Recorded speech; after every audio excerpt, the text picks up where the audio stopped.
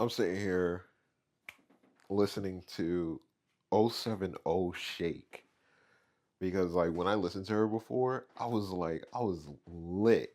Oh my gosh, but it was a bad time. Like I know this is a reoccurring story, but basically I wasn't taking my medication and I was over May's I was going over May's house a lot and we were just hanging out and 070 Shake came on and I was just blown away. I was just like, "Yo, bro, this is amazing!" And I memorized part of the song, and I would just sing it to the top of my lungs.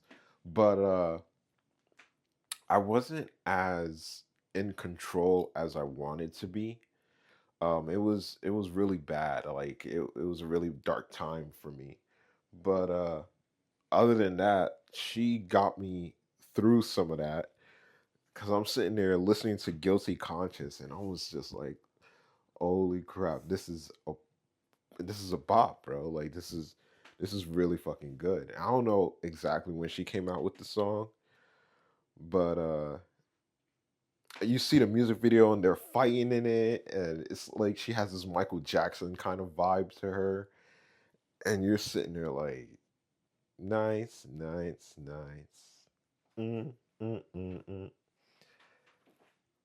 5 a.m. when I walked in, could not believe what I saw. Yeah, you in another one's body.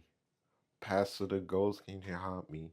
I caught you, but you never caught me. Yeah, that song, fucking Guilty Conscience. I just sang that a little bit wrong. But as you can see, I'm getting ready for the day. I'm gonna be like off camera and on camera a lot, but I'm getting ready for the day, and I wish I had something that followed me as I walked around the room. But this is good enough, you know what I mean? Like this is just getting you guys ready with me. Um, what do I have to do today? I have to mostly I just post content and stuff like that because I just have so much content to post and I just did the math. Like it's going to take me I have about like 4,000 pages of notes to go through. And if I read each note, that takes me about a day for each of them, right? Let's say it's a day for each and I'm editing them and I'm going through them. It's going to take 11 years to get through all of those notes. Isn't that crazy? Like, I'm sitting here like, bro, how am I going to get through this? I did the math real quick and I was like, 4,000 notes, 365 days a year. If I do one a day, how long will it take me? Freaking 11 years. And so I've been working on one section of it. And so far, I only have like 180 pages or so. So I'm gonna release each book by like 300 pages, something like that. You know, like that's what authors typically do. They usually do 300 or 500. And I kind of want to release it a little bit early just to give myself a little bit of like umph to be like, oh yeah, I got this done. You can read it your damn self if you want to. That's no problem. It's going to be on Amazon Marketplace. I'm going to try to put it on Google Play Books, and you can read it for free on WordPress. That was my idea because I was just like, you know what? How do these people do it? And I was thinking to myself, I was like, oh, a lot of them make it available for free. Like there's an option for you. You know what I mean? Like you can go watch it free here, or you can buy the full thing. And I was thinking like they WordPress has this option where it's like you can buy me coffee or something like that. And you can send me like $2, $3 if you want to. But that's where I got the idea from. I was like, you know what? How about I make this available for different people? Just like, how did you read the book? Oh, I saw it on WordPress, and I was like, oh crap, this is actually pretty good. So I decided to buy. a book to support the author. It's all about support and whatnot. But what I'm thinking of also, it's that I get help from the government. So it's like I'm already getting paid as an author. I'm getting a measly $900 a month. Um, and out of that $900, I'm saving like 180. I think it's like $986 and I'm saving like 180. So I have about $400 every 2 weeks to work with. And that is $200 a week. It is absolutely nothing. But I feel like I've been hired to create. Like, that's what they're like, yo, bro, this is what we want you to do. Just sit back at home. Just stop thinking for a second. Just stop thinking for a second. And just imagine. Just start imagining. Just start dreaming for a little bit. Because I was always fighting it. You know what I mean? Like, I would be at home and I would just be like, yo, bro, I have to go to work. I have to go to work. I have to do this. I have to do that. And I'm going to work and I'm failing at work. Like I'm sitting there, I start stealing or I start messing with the flow of work. Um, and the people are working with me. They're like, "Yo, what's going on?" I'm just like, "Nothing's going on. I'm perfectly fine." The whole time I'm fighting my schizophrenia. I'm fighting it to the death. I'm just like, oh my gosh, bro, like I'm trying my best to work in life. Like all I want to do is work because I'm like, all right, we got school out the way because I did school and I was doing college. And as I'm doing college, I'm thinking to myself, like, I'm not really happy. I'm very upset. Like, this is not working out for me. So I finally put that to the side. And now all I need to do is work and I was like, all right, tunnel vision. All you need to do is work for the rest of your life, and that's it. Like, that's the bare minimum that you have to do. But the bare minimum was still too much. It was still way too much. So I'm sitting here thinking to myself, like, how how am I supposed to do this? Like, I can't do it. Like, it's too much. Working a 9 to 5 was way too much. And then I would work like 12-hour shifts. And like I'll tell you this one time I was at UPS and I went in, I was like, all right, what shift can you do? And I'm like, I can do the whichever shift pays more. So they were like, that's our overnight shift. So I was like, all right, cool, I'll do the overnight shift. I was so blown out of my mind. Like I was thinking like we were on the radio, we were on TV, and how I was famous. We were on the radio, we were on TV, and they were just waiting for me to get my shit together. And I was constantly trying to get my shit together. So I get this job at UPS. We're driving to UPS, and I hear Dan and Sam on the radio talking on the radio like, yeah, we're definitely gonna do this. Like we're just a step away from winning. Like we've already won. Like we're already famous, and all we need to do is get money at this point. So I'm sitting there, I'm listening to the radio. I'm like, oh crap, it's Dan and Sam, and I'm sitting there getting hyped, and I'm just like, all right, all I got to do is work and make like $2,300. So I was like, all I need to do is make $2,300, and then I can go and buy some weed. And after I buy weed, I could start selling weed again. And then I also need an apartment. Then I need at the very least, an apartment. And after I get this apartment, then we can start this whole production. You know what I mean? So I'm like, all right, all I have to do is work at UPS for like a month at most. Like I was sitting there doing week increments because I was just like, I can't wait too long for anything. So I'm just like, all right, 3 weeks, 4 weeks, I'm gonna be able to get my own apartment, and then we'll work from there. Um, but I was trapped, And it was a scary thing because I'm trapped in a way of like my credit is wrecked. I can't open any more credit cards. I used up all my credit cards to the max and now they're in debt collection. I don't even have my own car at this point. Um it was very scary. Like I was homeless for a very long time. Like when you think about homelessness, think about what they're able to do and then think about what I'm able to do and it matches up perfectly. Like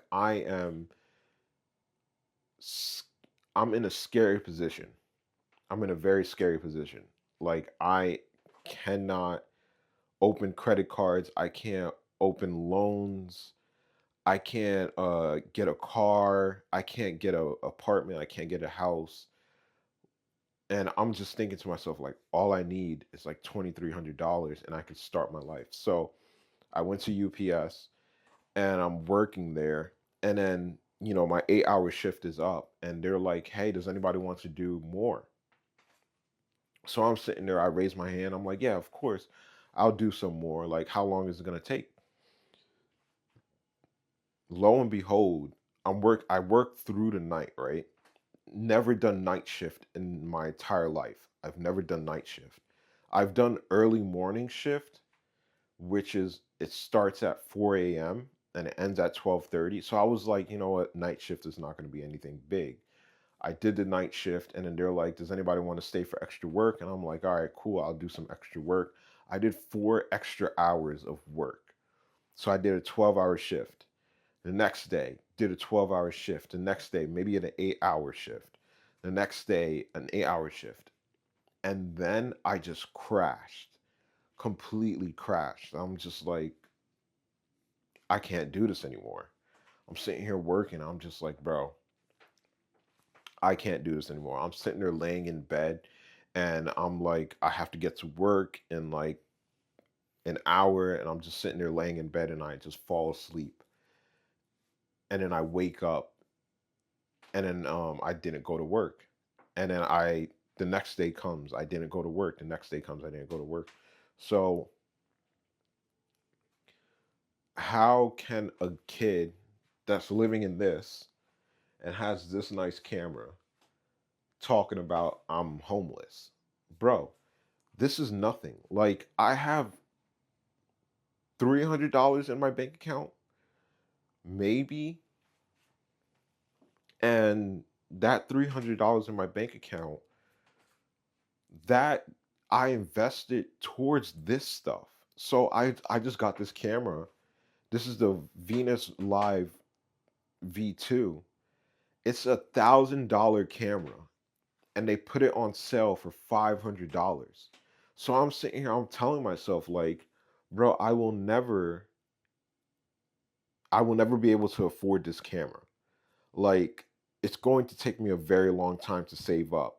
When I have $1,000 in my bank account, I'm going to get this camera. But then they lowered the price, and I'm schizophrenic. And after I've dealt with schizophrenia, I felt like everything, everything has meaning. Ev- think about it. Think about anything that happens, it's for a reason. If you are born into a household and you're a middle class, that was for a reason. You know what I mean? If you were born third in line in your family, that was for a reason. Uh, if they lowered the price of this camera, it was for a reason. So now I'm working like that in my head. So it's kind of destructive because it's like, well, if you start thinking like that, you start doing more impulsive stuff. Your impulsive behavior starts becoming more apparent. You know what I mean? Like, so if a girl talks to you, you feel like uh, she's talking to you for a reason. So you're just going to go for her. And it's like, okay, okay, yes, yes, you're right. It might be impulsive, but you got to think about it like this too. Now, that girl's going to talk to me, and then I'm going to try to talk to her. And then what you don't know is my whole life, I have trouble talking to girls. I can't really talk to them. Um, so yes, that girl's talking to me for a reason, but now that reason is a little bit changed. Now you're thinking like, well, if you think like that, you're going to be like, oh, if she talks to me, she wants to get in bed with me. And you're going to try as hard as you can that night to get in bed with her. And next thing you know, you raped her. You know what I mean? So that's the problem with like schizophrenics. I'm going to stick to schizophrenia because I'm not sure about everybody else. Bipolar disorder, grandiose delusions. Yes, those guys are similar to me, but I have schizophrenia, so I can speak more clearly on that specific topic. So that's what they have a problem with schizophrenics because they're like, oh, you listen to voices and you do what they tell you to do. And it's like, but haven't we been doing that our whole life? Haven't we? Like, you are that big voice that's telling us, hey, if you go to school, after school, you have to go to college. So you have a million kids, right, that are listening to this one voice their whole life, and it's so permanent that their parents are making them do it. Strangers are telling them to do it. You're telling them that they have absolutely no other choice but to do this. If you live in a first world country, you're the only option you have is to go to school. And depending on how good you are, you're going to go to college. And it doesn't matter how bad you are or how good you are, you're going to go to college. Um, so so you have that one voice that's telling you that's like, hey, everybody has to go to school. If you don't go to school, you're going to become homeless. And then you have these people that are afraid of homelessness. They're like, I don't want to be homeless. And but then they start to sugarcoat it. They're like, go to school and you get to have anything you want. Anything you want. And so this little kid is growing up in their life and they're like, well, if I go to school, I can become anything I want. Then I can make as much money as I want. And then I'll be set for life. I won't have to think about anything. This will be awesome. So you're sitting there like, okay, this is awesome. I don't have to do much. I'm making money regardless in life. So I grew up, that's how I grew up. I was just like, I could become anything.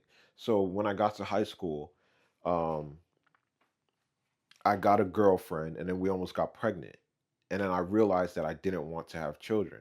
I probably knew that for a very long time, but now it became very much more apparent. And then when I tried to go to college, I started realizing how hard college was. And I did that because I felt like I could do it. You know what I mean? Like I went to high school. High school wasn't bad. Wait, elementary school. Elementary school wasn't bad. I was getting A's and B's, some C's. Middle school wasn't that bad. I started getting same thing, A, B's, and C's. Um, then high school came. High school was it a little bit harder? Socializing was a little bit harder. I started to care a little bit more about where I was in the social class. I was just like, all right, well, if I want to get everything I want, I'm going to have to be able to look good and smell good, and I'm going to need haircuts, and I'm going to need to satisfy everybody around me, and that's what I started to do. I joined the football team. I'm doing everything I can to be successful in everybody else's eyes, but not my own eyes because I'm still not sure what I think success is. So I'm doing all that. And then senior year of high school, I'm just like, I'm having a crappy relationship. Um, Although it still seemed like I can go to college. I'm asking my girlfriend, I'm like, are you going to go to college? She's like, yeah, I'm going to go to college. And we're like, all right, where can we go to college? So I'm sitting here in my head, I'm thinking like, oh, I can go to Keene University, I can go to Rutgers University, I can go out of state for college. Like whoever's going to take me is going to take me. And then very quickly, my sisters and my, not really my guidance counselor, but my sister was like, look at your grades. The only place that you can get into is Middlesex County College, which is literally, it's like a mile away. So I'm sitting here like I'm disappointed. I'm like that's all I can do, and I it was a lot. When you get to senior year, applying for colleges is a lot. But I just didn't even apply to any of them because I was just, it was overwhelming. You know what I mean? Like I wasn't meant for college. I wasn't meant for it, but I felt like I was supposed to go. So they were like, the only place that you can go is Middlesex County College. So I'm like, all right, F it. I'm going to go to Middlesex County College. That's cool. I told my girlfriend, I was like, where are you going to go? And she's like, I'm going to go to Middlesex. So we both go to Middlesex. And as soon as I get there, I start failing classes. And, people always tell you, they're like, yo, bro, if you're failing classes, this is what you do. You make sure that if it's too hard in the beginning, make sure you drop out before half the semester is up. And then after you drop out, it won't affect your grade. It will just show that you dropped the class and you can keep going on without it affecting you. So the thing I started doing, I didn't drop out whatsoever. Like, I didn't drop the class, I just kept going. It was so freaking bad. So I'm just sitting there like, I don't know what's going on. I'm not good at this. And I don't get the concept of dropping a class because I've never done that in high school. Like, I've never done that in Middlesex. Like, what are you talking about? Drop class. So nothing was clocking for me, nothing was making sense for me. You know what I mean? Like, I was completely lost, completely lost. And then I'm sitting there like I'm failing classes and I'm just like this is ridiculous. Like I'm not even doing good, but I'm still going to college. Like you don't understand. Like I'm sitting there like I'm failing these classes, absolutely failing them and not even dropping the class so I can try again another time. Like I'm not doing that whatsoever, right? I'm doing that and then I'm just like, you know what, this is not working out for me, but I'm still gonna go to college. Like I'm still gonna try to shoot to be a nurse because I could be anything I want. Remember, that's what they tell you when you're born. That's what they tell you as soon as you start understanding what is going on. As soon as you're 5 years old, they're like, you can be anything you want. You can be anything you want. You can be a doctor. You can be an astronaut. You could be a CEO of a company. You could be an artist. You could do music. You could do anything you want. Anything you freaking want. And you're sitting there believing in them. You're just like, yeah, I can do anything I want. But then when it really starts to happen, that's when they start to tell you, oh, you can't do anything you want. Like, if you're good at it, then you're good at it. If you're not good at it, you're not good at it. It's the most hypocritical shit that you ever hear in your life. Like the people that are winning, they're going to turn around and tell you, hey, man, you can't do everything that you want. Like, you can only do certain things. And you're just sitting there like, okay, well, that's cool, I guess. So you start like adjusting very, very late in the game. So that's what happened to me. I started adjusting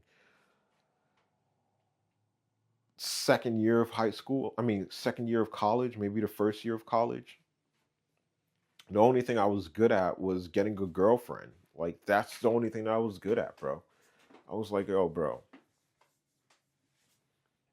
Because in high school, middle school, eighth grade, that's when I got my first girlfriend.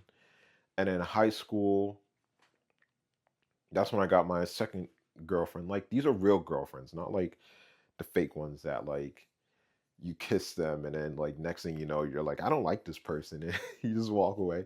So so if you were to count those, my first real girlfriend was like in 6th grade. And that was we went out for like 1 or 2 days.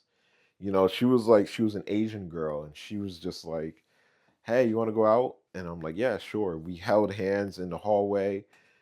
And then next thing you know, she's like, "You know what? I'm not feeling this. Never mind." Like not serious people. And I'm just like, "All right, cool, whatever." And then my second girlfriend was my real girlfriend. This was in 8th grade. So 6th to 8th grade, like 7th grade, no girlfriend. I wasn't thinking like I need a girlfriend. I need a girlfriend. I want a girl so badly. Like I wasn't thinking that yet. You know what I mean? Not yet.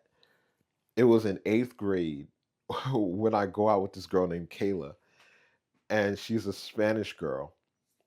Pale, she has pale skin.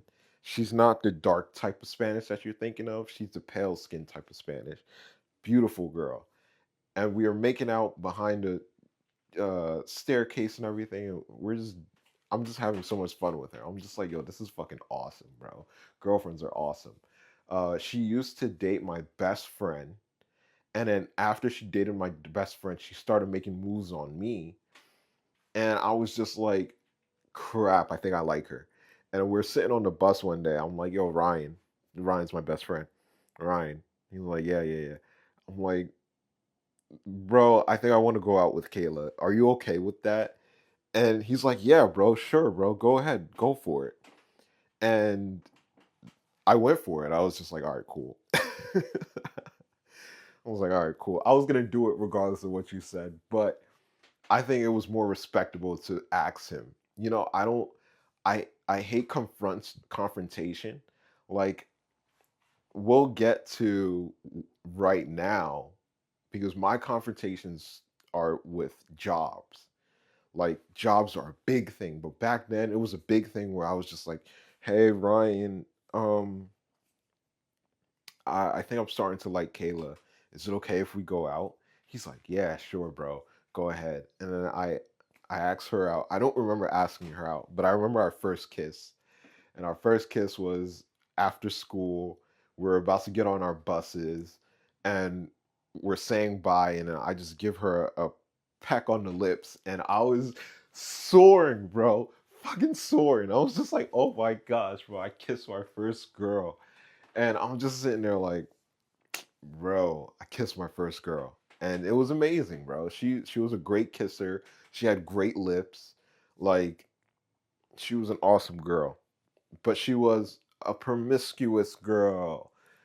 Yes, guys, of course she was. Sucks. I'm just sitting there like, whatever, bro. I like her, so I don't give a fuck what anybody says. Like, who cares if she's promiscuous? Like, that's my girlfriend. So that's what we're sitting there. That's the only thing that I was good at. And in high school, we broke up during the summer of 8th grade because she was cheating on me with some other guy. And then high school came around. I went out with Akira. I went out with, I keep forgetting her name. It starts with a K, Christina or something like that. She was blue-eyed, blonde-haired girl, and we would make out all the time. But I thought that she was still going out with another guy, so I was just like, you know what, screw this. I'm not gonna do this anymore. But honestly, I fumbled. That's what we call it, bro. Like it wasn't anything else, bro. I freaking fumbled.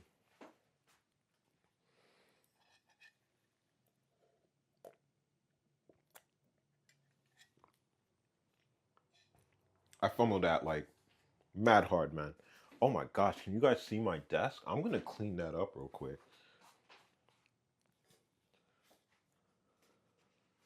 All right. So I fumbled her, and then like second year of high school, I get my you know, this my real girlfriend, one that we make out, we had sex, everything. And, you know, we went to full yard, 100 yards, and she was what's it called? She was also promiscuous. The school branded her as a whore, and I still went out with her. You know what I mean? Like, if even if the whole world is watching you, you will still be you. And I think that that's what people hate about people. They're like, I think it's it's a problem with themselves. Like, it's like they're saying like, okay, if I ever got famous, I want to do this. But that's not how it works. When you become famous, it's like you're being thrown and they're like, bro, just keep it together. And you're just trying to keep everything together and everything is just like falling apart. And as it's falling apart, it's also being rebuilt and you become like this person. So there's a big advantage of being famous before being famous.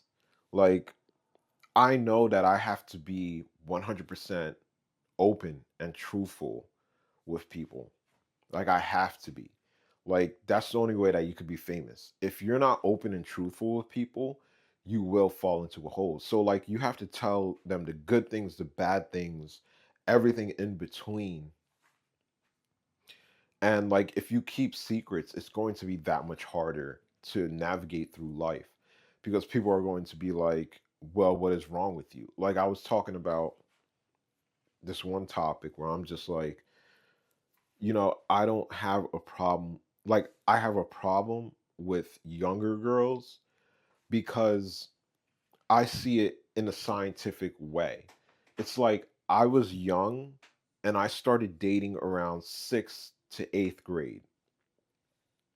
So I find sixth to eighth grade girls attractive. Not all of them. It's not like I'm going to be like, yo, bro, I think that girl's attractive. I'm gonna go for her. Like, that's not the type of person I am. You know what I mean? It's just a simple thing of like, I'm pretty sure I would find them attractive, and if they made a move on me, I'm not sure what I would do at that moment. Would I be the chivalrous person and be like, listen, you're way too young. I can't do this with you. Like, would laws stop me? I'm not sure if laws would stop me because I became a drug dealer back in 2015. Back in 2015, did laws stop me from selling drugs? No. I was selling weed, bro. I loved weed. If you're in love with something, if you are in love with something, you will find a way to get it done. That's it.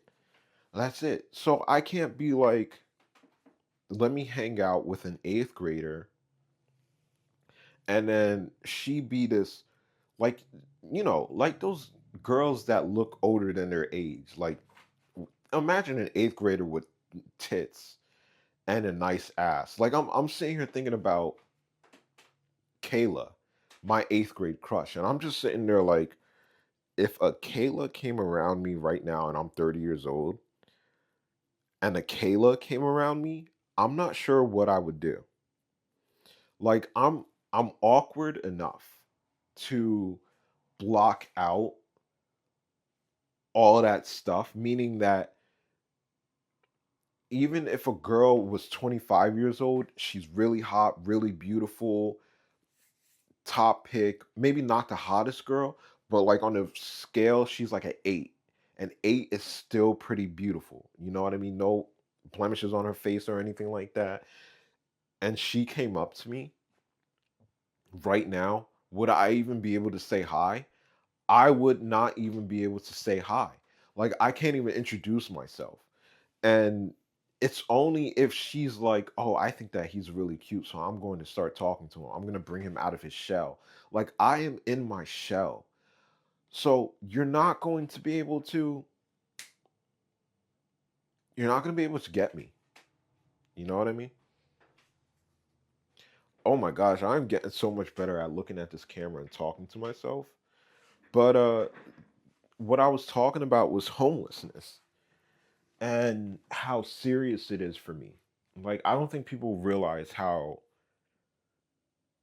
deep homelessness goes. And because of that, they don't respect homelessness. They think that it's the farthest thing from their mind. They don't even talk about it in school. If you were to sit down and have a conversation with a kid and be like, look, listen, you could be almost anything that you want to be. I'm going to say almost anything that you want to be. It depends on how good your skills are. Are you a mathematician? Can you memorize words? Are you a really good reader? Can you change the tone of your voice whenever you speak? All right, cool. You can have a really nice job, but this is how I would talk to my kid. I'll be like, but listen, I don't have those skills. Nobody in our family has ever had those skills. So you have to be more realistic with yourself. You might only be able to work an entry level job. Do you understand what entry level job is, son? Like, no, I don't know. What do you mean entry level? It's you can either work as an independent contractor, which is what I recommend, but you can work as an entry level in the warehouse, entry level at a CEO type of job. And when you talk about entry level, that means that you're going to be grabbing coffee for people, uh, grabbing mail for people. You're going to be cleaning toilets. You're going to be in a bathroom, um, handing out papers for people to dry their hands. Those are entry level type of jobs. But you can also be an independent contractor where you drive around and you deliver stuff. You know, you can do all that stuff. You can build furniture. That is entry level. That is what I've been given in my life. So, most likely, that is what is going to work for you. Nobody sits down and has that conversation with anybody. What my mom and dad did, my dad was more engaged when he was talking about that stuff. He was like, you this is what he kept saying. You don't want to be like me. You don't want to work like me. So go to school. Go to school. So my whole life, that's what my dad has been telling me. And my mom did it by example. She worked two jobs. And I'm sitting there like, okay, if I want to be successful, I have to be able to work 16-hour weeks. Like my parents didn't understand how much what they did affected their children. They don't take the responsibility of it. They're just like they're just like hands off. Like I'm doing what I do because I feel like I need to do this in order to get by in life, unfortunately. But it doesn't mean that you have to follow what I do. But it's like I see you do it every single day. You got to realize that you are the star. We have to follow you because it's not like I'm Usher's son. It's not like I'm Mariah Carey's son. It's not like I'm Jeff Bezos' son. Like I'm not watching you get into a Camaro and driving to work and then 5 hours later coming home and then spending time with us and then going on a computer working for another 2 hours. I'm not getting that, bro. What I'm getting is you get into your Nissan Pathfinder that's like 1995. Right now it's 2005. It's a 10-year-old car and it's like falling apart. And you're driving to work. You drive to work before I go to school. And then at 5 o'clock, you get home. And I've been home for like 3 hours from school. And then you just sit there and you just fall asleep at the table. You don't have a conversation with anybody. You just say hi, hey, how you doing? Did you eat today? I'm like, yeah, I ate. And then you just sit there and you just boom, just pass out. That's what I've been growing up with my whole life. And then my mom, all I know is that when I wake up, I don't see her. I go to school and after school I don't see her because she gets home at like 7 a.m., and by 7 a.m. you're already on the bus, and then she sleeps for like 4 or 5 hours, and then she starts to work. Then she goes back to work at 2 o'clock in the afternoon. We don't get off the bus till like 2:30, 3:30. So I never saw my mom, never saw this woman. So then I'm sitting here like, okay, okay, so I'm gonna have to either work really, really fucking hard, or my dad also owns a business, or I'm gonna have excuse me, I'm going to have to own a business and work a 9 to 5. I'm gonna have to do one of those to be successful to get a house. Like this is a house that I'm in, but you can hear the floors. Like this is not the nicest house that you could be in. Like it's absolutely terrible. I'm gonna put my socks on. So then I go ahead and I go to work, and then I realize something. I hate working. I fucking hate it, bro. Like what is this shit? Like, bro, when I get there, all right, so at Arby's, it wasn't that bad. I started picking out the good things in it. I never looked at the bad because that's how I was. You know what I mean? Like my sister Belinda, the first place that she worked at was the library. The first place I worked at was a fast food restaurant. You know, two different lives right there. But anyway, I was working at Arby's. Oh my God, I need to cut my toenails. I was working at Arby's, and I'm picking out the good things about it. It's like, oh, it's not that bad. Like Saturdays I would wake up a little bit early, and that kind of sucked. But then when I got there, I started to hang out with cool people, and there was this, this pretty hot girl. She was like a 7.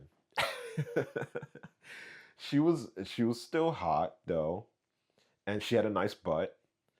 And so like when you got to work, you're like, okay, okay, this is this cool chick, and maybe she likes me, like maybe she likes me. So I don't say much to her because that's how I am. I'm very shy. You know what I mean? Like we're all working together, and I'm just like, you know what, this is not bad. There's a cute girl here. Oh, there was a second girl, and she was pretty hot too. So I'm like, there's two hot girls here. You know what I mean? Like this is not that bad. I'm doing a great job. Uh, getting on time with everything. Like checking the roast in the back. Doing the fries, doing the sides, and then I wasn't able to cut any meat or anything. So I'm just sitting there like, this is not bad. I'm running the cash register and I'm running the drive through. I'm like, all right, this is some responsibility. This is not bad. And time kind of goes by pretty quickly, like it's not that bad. And then the only bad thing was washing dishes. I'm like, I don't really like washing dishes. This is kind of boring. And at nighttime, stuff went by pretty quickly. Like, that's what I had to admit. When I was working, life went by pretty quickly. So I didn't have much to complain about. So that's what I was looking at. I was like, these are the positives of working. And if I had to work a really long time, I could do it.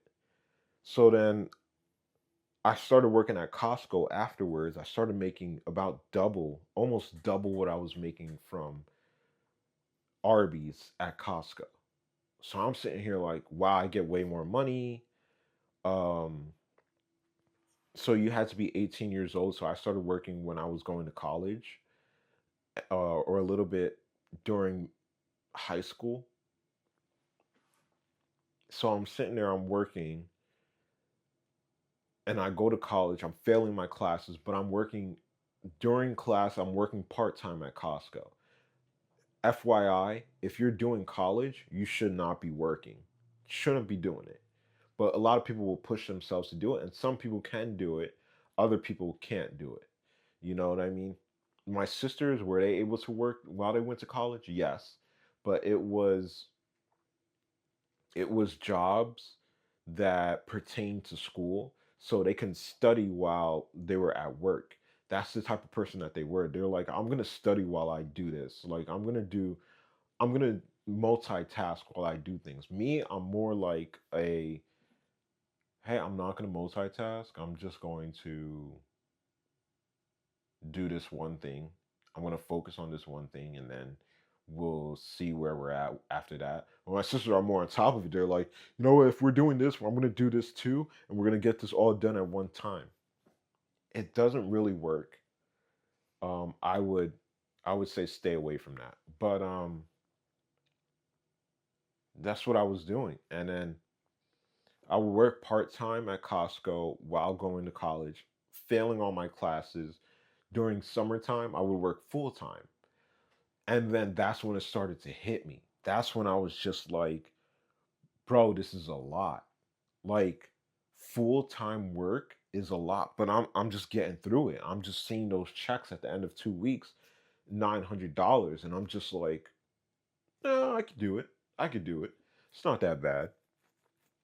But I didn't realize how much I hated it. Like I didn't realize how much I despised working. I didn't realize it. Like you got to start realizing that there is more than one of you. Meaning like for a schizophrenic it's kind of easy to explain. As a schizophrenic, there's like multiple things going on in my mind. Like my mind is always running. You know what I mean? It runs so much that every time I go to sleep and I dream, I can wake up and memorize what happened in that dream because it was so vivid, and I could write down what happened. And it makes me so tired that when I wake up, it takes me about 12 hours to sleep because my mind is running the whole time while I'm sleeping. And overall, I have to sleep more to make up for all the dreaming that I'm doing. So I'm just sitting here like I'm like two people working at all times. I'm writing, I'm making videos, I'm editing, I'm posting, I'm doing all that stuff, and it's overwhelming. Like I said, it's going to take me 11 years to finish editing my book. And that doesn't even count the new stuff that I'm doing. It doesn't even count the new stuff.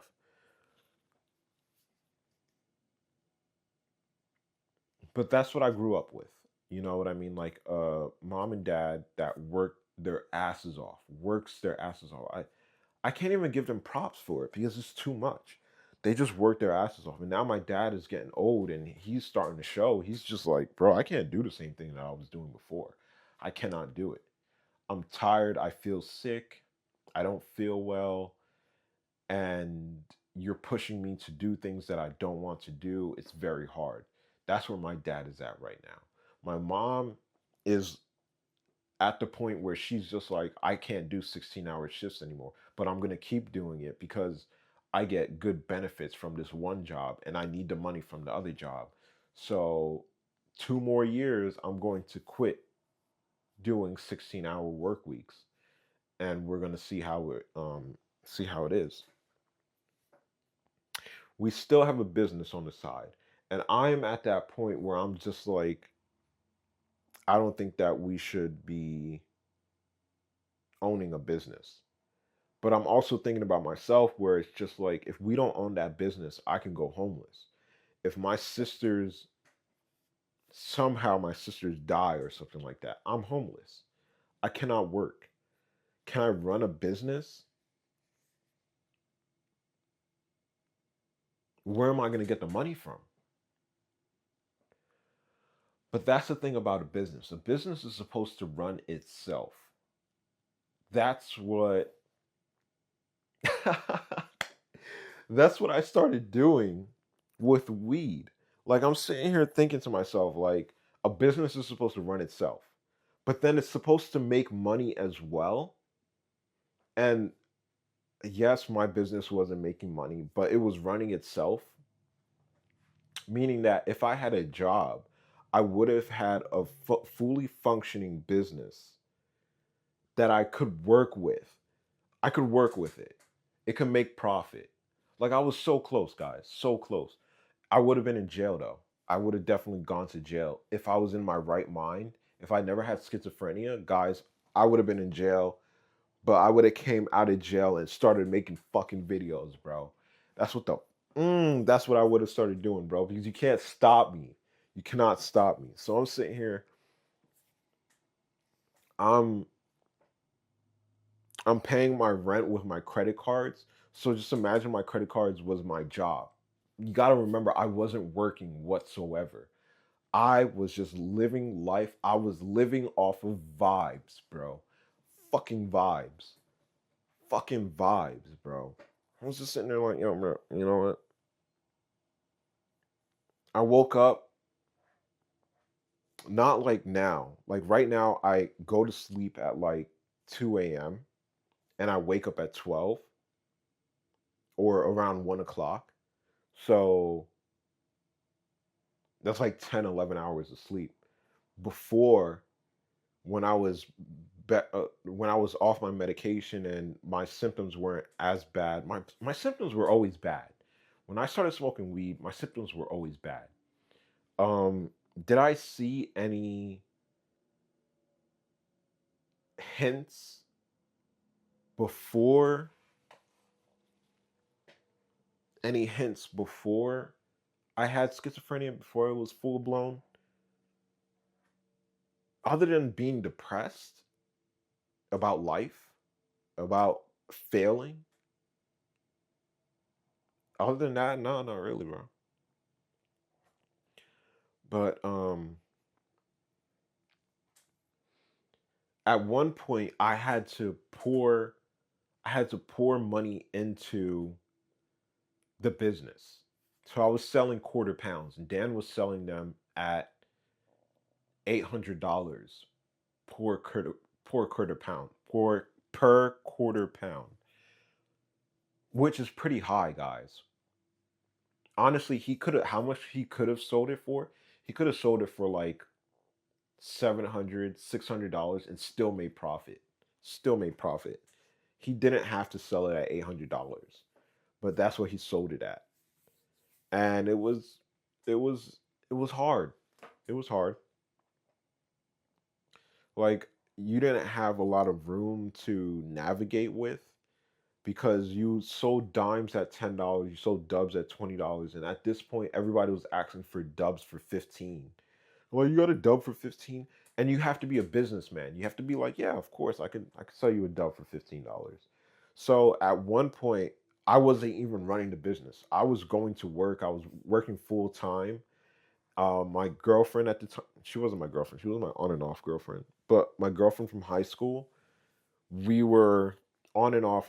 But her sister and her friend was selling my weed for me. They were smoking out of it. They were selling it. Um, I was working. I wasn't really selling. Like the only sales I made was like one dub, one eighth, and another eighth. That's all that I was doing, bro. That's all I was doing. So at the end of 2 weeks, I would be like, bro, I made no money.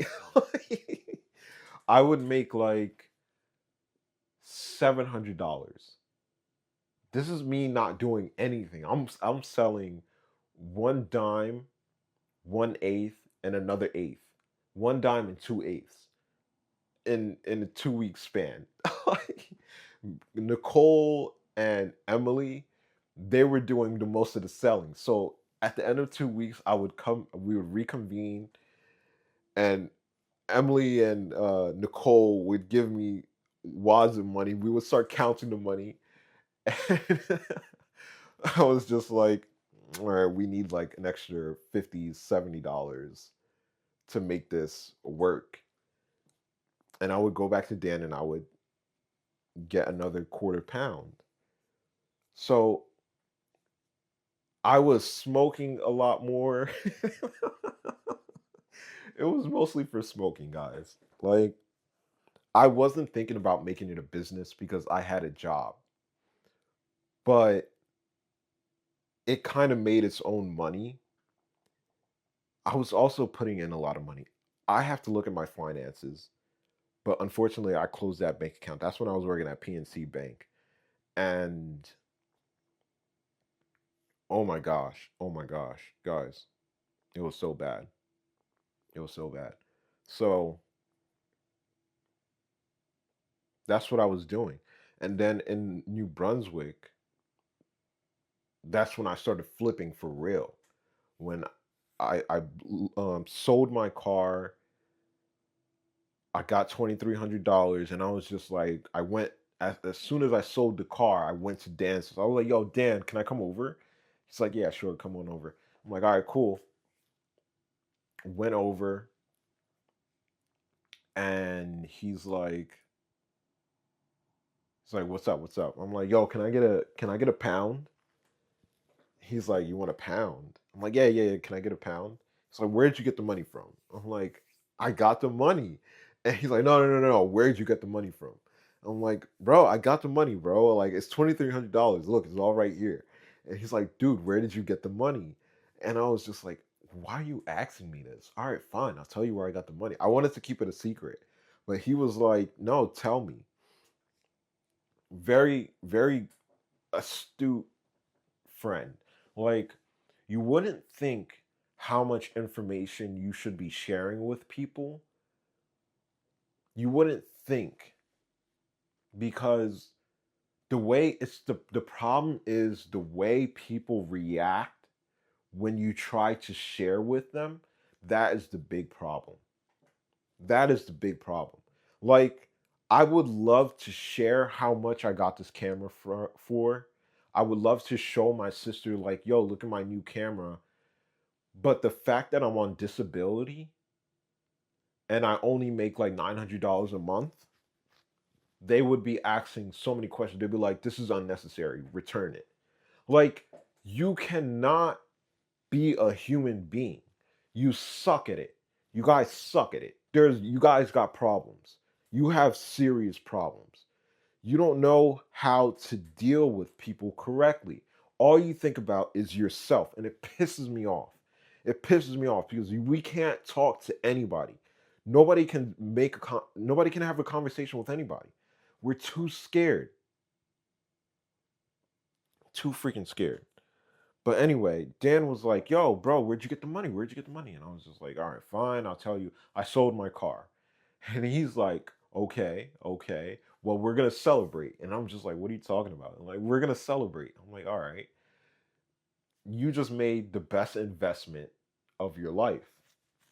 And I'm just like, "Yeah, cool, yo, let's go." Not knowing that I was having an episode, but who cares? Like, fuck the episodes at this point, right? So I'm sitting there like, "All right, cool." So we celebrate. We smoke a bunch. He gives me the pound. I go home and I'm sitting in my apartment and I'm just like, "Yo, I have a pound of weed. I have a freaking pound of weed." Like, I love weed. I love weed. And I'm sure that I can be around it and not, I don't have urges where I'm just like, "I have to smoke. Oh my gosh, I have to smoke." Like, I'm not shivering or anything. I just have that passion where it's just like, I want to buy an eighth just to sit it at my desk, put it in a mason jar, keep it open, just so that it permeates in the room. Just so that it permeates. I'm not sure if I can trust myself not to smoke it, but I don't. I don't have to. I really don't have to. Like I could be around